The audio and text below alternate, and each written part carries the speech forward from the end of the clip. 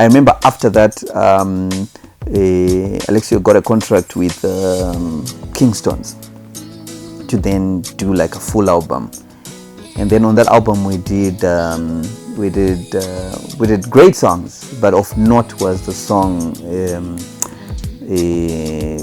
Tinodanana featuring Tererai. So we recorded this album, and there was Mskana Kanaka there, and Mskana Kanaka became a chart topper as well. After that, I recorded an album called Fimbi Yangu. On Fimbi Yangu, the song that I can talk about, which became popular, was Tinodanana, which I did with a lady called Tererai Mugwadi. It was a duet, and it became a hit. I remember Tererai was pregnant with her first child. She came and she couldn't sit properly. She couldn't sing whilst standing, so she had to sit, and we were recording in a wardrobe. We removed that mirror and then we put a see-through mirror. That was our booth, and Takaro was so nice. I remember it took us 2 days. First day we sorted out ourselves, then the second day, that's when he invited Tererai. I had never met Tererai in my life. For me to know him, it was Alexio. Tererai comes through, salad,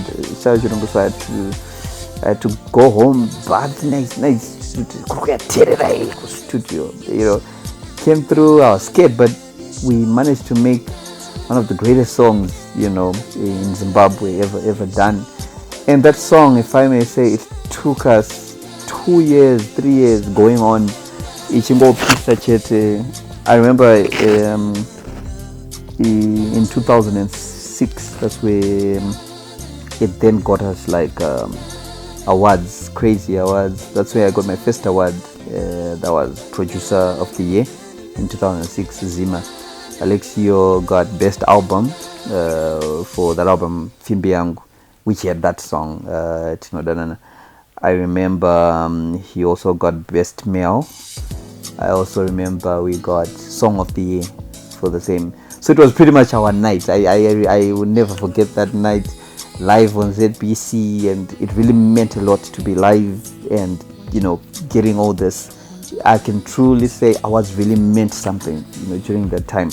And what was more shocking was this is the era where the Sungura guys are thinking, no, we are still in charge. And like what I was saying, that thing of not giving young people a chance, they had closed off. The big studios were not open for urban grooves or that sound. So for young kids to develop something on their own Kugeto and make songs that are now competing with big guys like that. I remember in my category we had a guy called Norman Tapampwa. He was working for Grandma or ZMC, I don't know. We also had Andrew Bird, a serious producer for Celebration Church. We also had the other guy, Bothwa Nyamondera. He was also on the run there. But I got the award, and I was the youngest. I think I was the youngest recipient of an award. I was 21 years. So it was shocking. It was headline. It was everything. I remember getting from there, my life totally changed. I started getting calls from artists I never thought I would meet up with. Pastor G started calling me. This artist started calling me. Plaxides actually started calling me after that. Betty Kaya started calling me after that. We actually then did a song, another duet with Betty and Alexio after that. We got so many deals. I remember us working on an advert for BTV, Botswana TV, for, was it Malaika? Something like that. And, these things are just coming and you're wondering, how did we get there?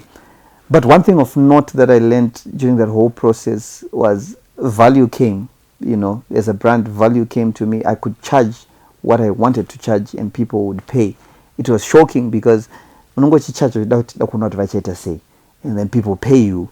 And then I started getting big and rich artists like Prince Tendai coming through, giving me big opportunities. He then actually came through and recorded with me. After that, I think I actually managed to buy my own equipment through artists like him, and also through the help of other people who now believed in what I was doing.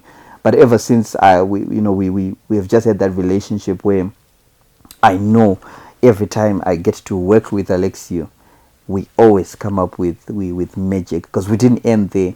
Fimbi Yangu was the album that got me to get a lot of awards. I think I got a Zimbabwe Music Award. I got a Zima Nama National Arts Merit Award as well for Best Urban Grooves, Best Song. And then obviously as a musician, that's motivating. But honestly, I think the direction, I had not yet really figured out what I wanted to really do in the music industry, because I was an independent artist. I didn't have management. I was just doing things out of passion, out of the zeal. I was working for a broadcasting company then, as a trainee technician. So I would actually have to balance the time after work, go to the studio work. So I was doing music because I really loved music. I really love music even up to now. So it was just my way of expressing myself.